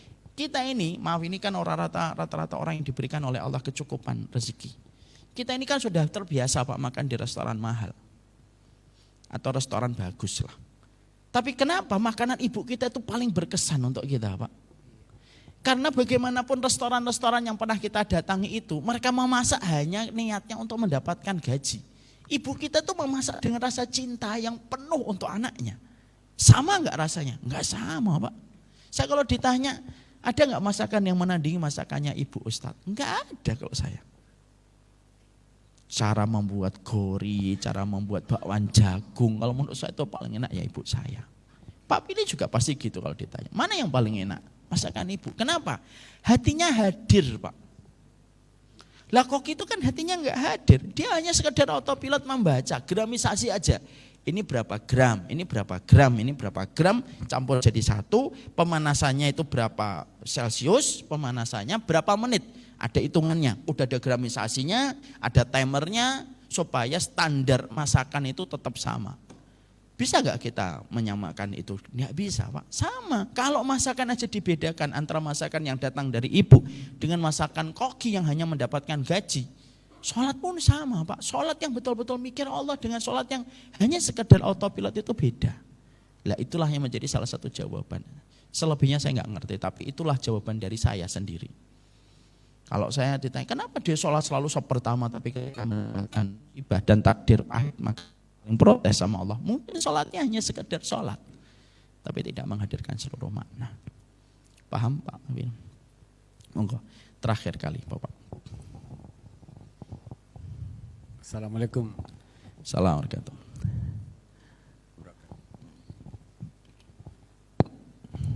Sebenarnya menyambung dari pertanyaan sebelumnya, bahwa Masya Allah, berarti hatinya sudah terkoneksi, Pak. jadi ini masalah ibadah hati, Pak. Kalau kita ingin menjaga hati dengan tidak berpikir buruk terhadap orang atau husnuzon terhadap orang, bagaimana ketika kita melihat sesuatu yang tidak benar di dalam masyarakat, ya maksudnya pemimpin yang tidak benar, tapi kita dengan tidak mengingatkan atau tidak memberikan pandangan begitu, karena merasa menjaga hati, itu aja. Oh, Masya Allah. Tentunya menjaga hati tidak menghilangkan kewajiban untuk amar ma'ruf nahi mungkar. Tapi yang juga harus kita ingat, dasar amar ma'ruf nahi mungkar itu karena cinta, Pak. Karena amar ma'ruf nahi mungkar itu bagian dari sebuah nasihat. Bukan berangkat dari rasa kebencian. Karena amar ma'ruf nahi mungkar kan kepada sesama muslim yang sama-sama menjadi hambanya Allah. Kadang-kadang yang kita lupa dari amar ma'ruf nahi mungkar itu adalah berangkat dari hati yang sudah membenci duluan. Rasulullah itu menghadapi Abdullah bin Ubay itu, kita paham lah Abdullah bin Ubay itu jahatnya sama Rasulullah itu semacam apa, Pak. Dialah yang menuduh ibunda Aisyah berzina. Dialah yang menggunting dalam lipatan. Dialah yang mengatakan Nabi pengecut. Dialah yang mengatakan Nabi itu orang-orang yang perutnya besar dan cinta sama urusan dunia. Itu semua kata-kata kotor itu pernah dikeluarkan sama Abdullah bin Ubay kepada Rasulullah. Tapi lihat bagaimana Rasulullah memperlakukan Abdullah bin Ubay. Ketika anaknya sendiri menawarkan kepada Nabi, ya Nabi, aku mendengar kamu akan membunuh Rasulullah. Apa akan membunuh Abdullah bin Ubay?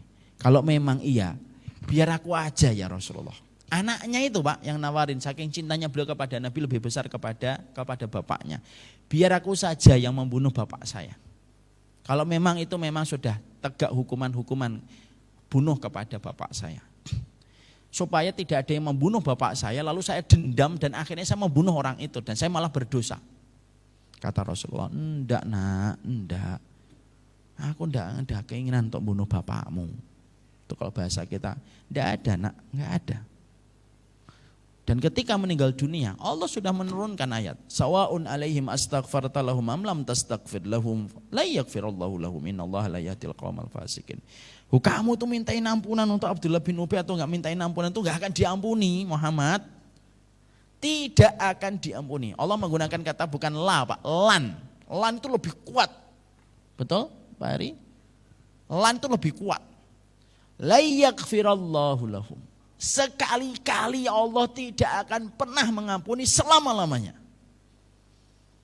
Tapi kata apa kata Rasulullah? Walaupun aku tahu 100 kali, 70 kali aku memintakan ampunan tidak diterima, saya pun akan tetap memintakan ampunan.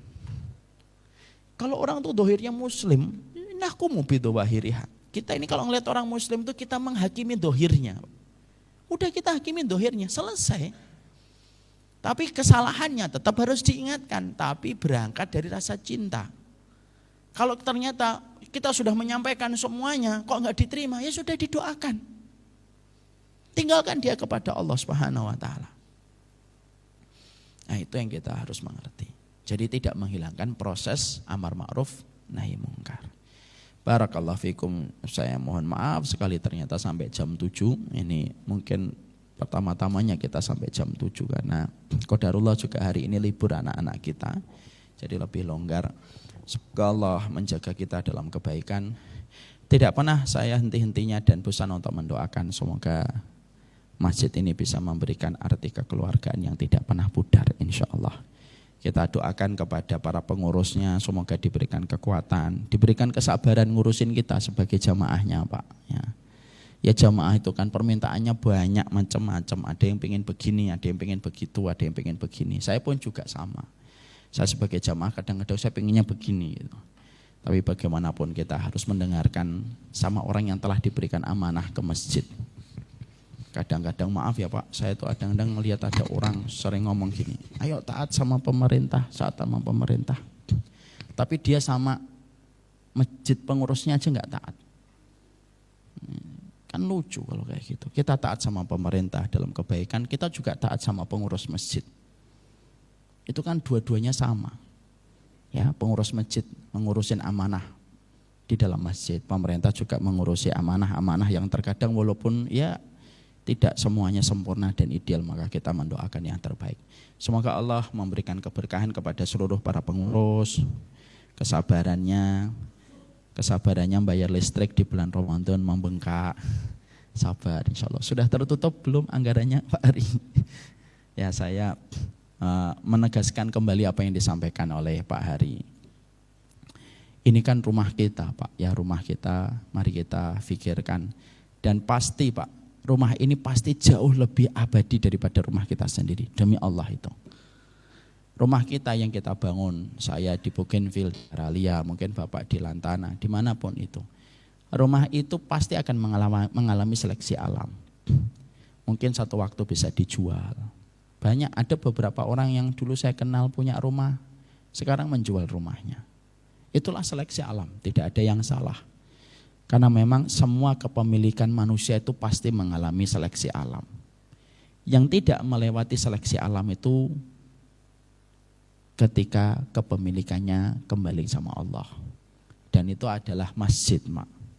Kita memiliki banyak PR di masjid ini, Pak. Salah satunya kita memakmurkan. Kita ingin masjid ini nanti menjadi masjid rahilah, Pak. Bapak tahu kan rahilah?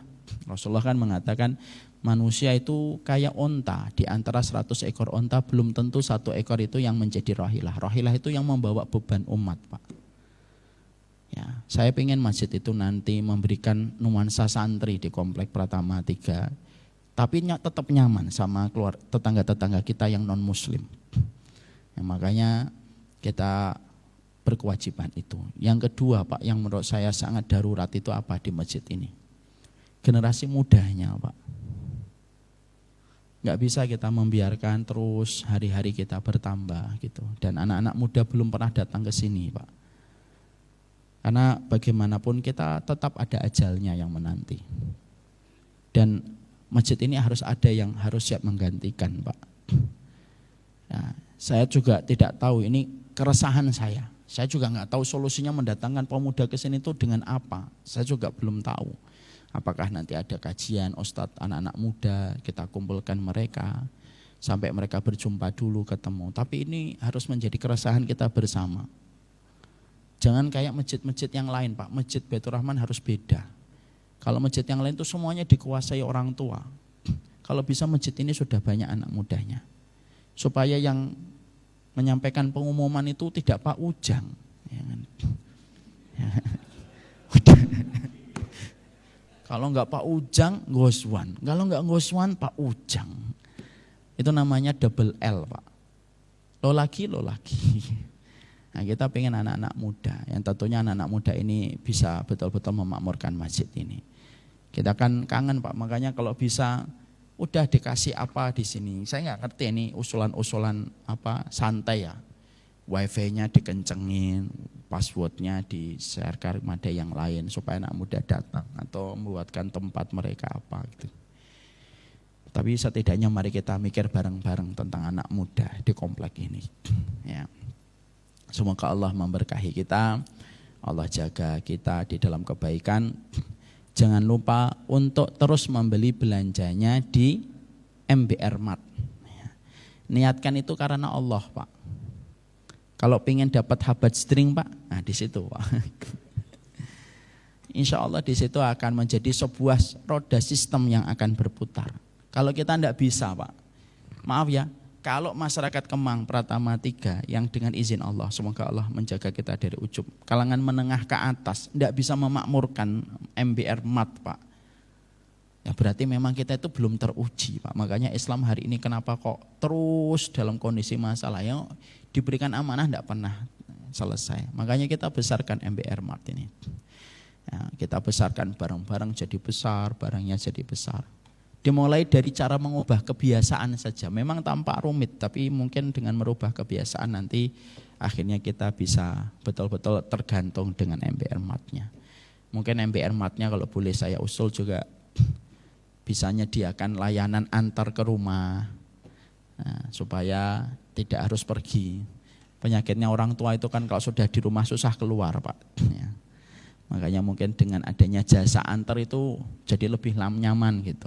Ini usulan saya, orang yang ya bisa ditolak dalam masalah bisnis mah. Mungkin bapak-bapak lebih senior daripada kami. Mari kita besarkan MBR, kemudian ada rumah dakwah. Saya sih mengharapkan nanti yang dibebaskan bukan hanya ini, sana dibebaskan, sana dibebaskan. Bisa jadi nanti Kemang Pratama 3 semuanya milik MBR, Pak. Dan kita ngontrak. Barakallahu fikum wa sallallahu ala nabiyina Muhammad. Pak Ujang tumben enggak nanya? Nanya ya? Oh, alhamdulillah. Lagi merenung, Pak. Apakah saya kayak Abu Dar gitu? Insya Allah kita doakan semoga yang jomblo-jomblo segera menikah. Ini untuk santri saya, Pak Ujang. Segera mendapatkan jodoh yang terbaik. Wassallallahu ala nabiyina Muhammad subhanakallahumma wa bihamdika asyhadu alla ilaha illa anta astaghfiruka wa atubu ilaik. Kita nanti kalau salat syuruk didobelin niatnya, syuruk dan duha. Barakallahu fiik. Assalamualaikum warahmatullahi wabarakatuh.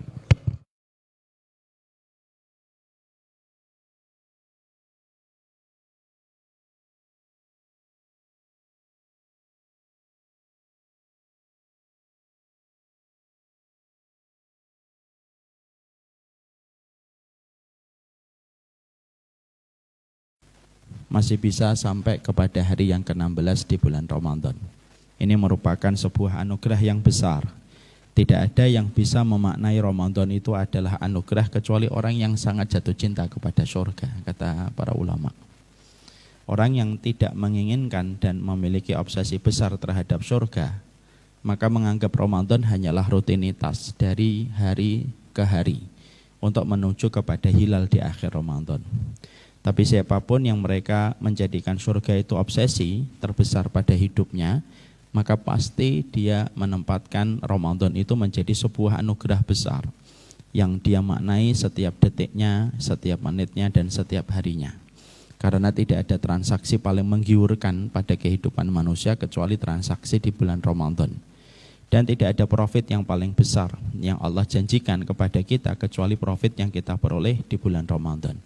Tidak ada pemadaman besar-besaran dari ancaman neraka kecuali terjadi hanya di bulan Ramadan. Dan hari ini kita tinggal 14 atau 13 hari lagi menuju kepada Ramadan untuk berakhir. Makanya semoga kita mampu menghargai setiap detiknya dan setiap menitnya. Kalau ada di antara kita sudah tersapa dengan futur itu penyakit ketika meredup semangat kita, itu namanya futur. Maka sesungguhnya futur itu hal yang lumrah. Fitrah, keimanan itu ada namanya futur. Makanya Rasulullah mengatakan innal imana fi jawfi ahadikum la yakhlufu kama yakhlufu saub. Sesungguhnya iman itu ya kayak baju kamu. Dia bisa bersih, dia bisa lusuh, tergantung pemakaian yang kamu kenakan pada baju itu. Maka Rasulullah ketika mengatakan iman itu fluktuatif, bisa naik, bisa turun, bisa bersih, bisa kotor, maka Rasulullah